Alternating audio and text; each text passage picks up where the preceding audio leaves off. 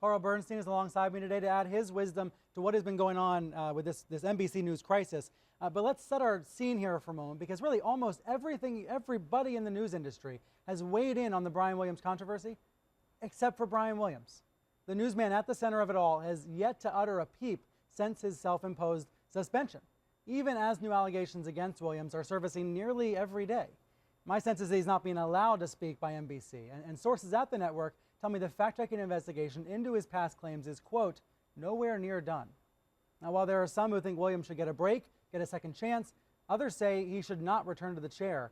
Carl, before the break, you were saying to me you think that it's clear that he's invented stories, that he simply didn't just misremember innocently. I don't know the extent of it. I think that's what the investigation is for. Let's withhold any kind of final judgment here. Let's be careful, and as I say, not sanctimonious. And we do need to hear from Brian, and I expect and hope that we will. But NBC News, we also need to hear from, as I mentioned. And I checked in again this morning, no comment. I think it'll be a while, incidentally. Yeah. Let him put the facts together and let Brian collect himself also. It's a terrible experience for any person. It's a good reminder. On a very human level, this is a pretty rough story. Let's bring in Michael Wear here. He's joining us at the table, a former CNN war correspondent who has spent decades reporting from conflict zones, and he was in Iraq for years. Michael, you've heard the stories that Brian Williams has told.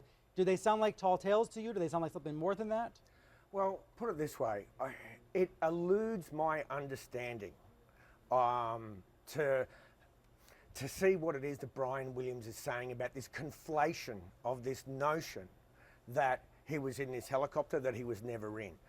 I mean, it's most simply put, it's like arriving on the scene of a downed chopper or arriving on the scene of a vehicle that's been destroyed by an IED roadside bomb, and eventually deciding that, well, I was in that vehicle, I was in that chopper.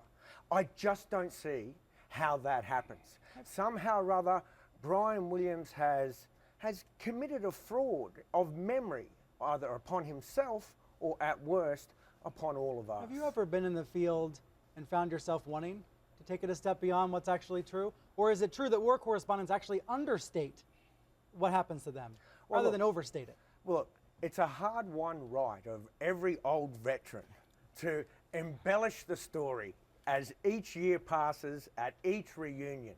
You know, the bullets in the air get thicker. The enemy becomes more numerous. But as I say, that's their right. For journalists, though, embellishment is poison. And for a journalist, invention is a kind of professional death. And we can't be sanctimonious about ourselves and our role in society or inflate our importance. But I do believe that we all must be high church when it comes to these things, comes to matters of integrity. We have to hold ourselves to the highest standard, a standard higher than that which we hold anyone else. Because what we have with the public, with the viewer, with the reader, quite honestly, is a sacred trust. And for me, a betrayal of that, a breaking of that, strikes at the core of what it is to be a journalist. I think that point about the high church separation is really right, and that we do have to obtain and strive for that standard.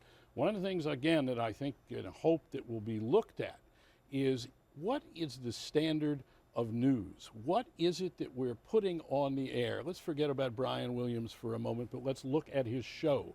Let's look at the Today Show. Let's look at the morning show that we put on the air. What is news? What ought to be on there? And incidentally, what is entertainment? Fine, but let's try to define what it is we do, be honest about what it is we do. I think that's part of the problem. Agreed. We're not honest enough about what we do. That's why I keep saying, look, there is an element of performance.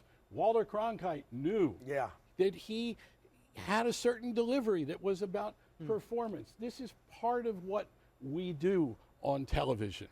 And also in print, how we write, our style, one thing of another. But let's cut out the bull about what it is we do, be honest and upfront about what we do, bring us down to earth, and then be, as you say, high church about getting there in the right way. And Michael, you're a final right. thought from you? Yeah, TV news particularly is a lot more about theatre than, say, even print news is. And it divorces itself or separates itself to some degree from the news itself, from journalism.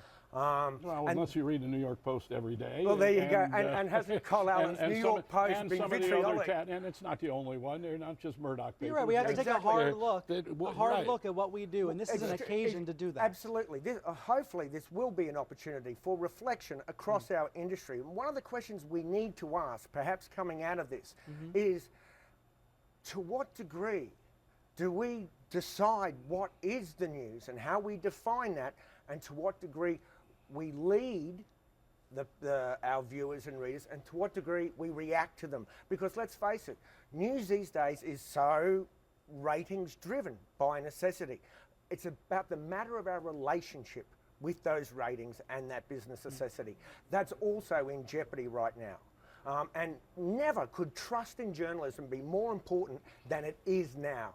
Technology that's accelerating at an exponential rate has forced a revolution upon us all. There's a social revolution underway with all the social media and the instantaneous nature of things. Well, that's how Brian Williams got found out, as it were. This was driven by social media, something that appeared on Facebook, was picked up by the press, et cetera. And so this rolling thunder now exists that everybody is under scrutiny 24/7.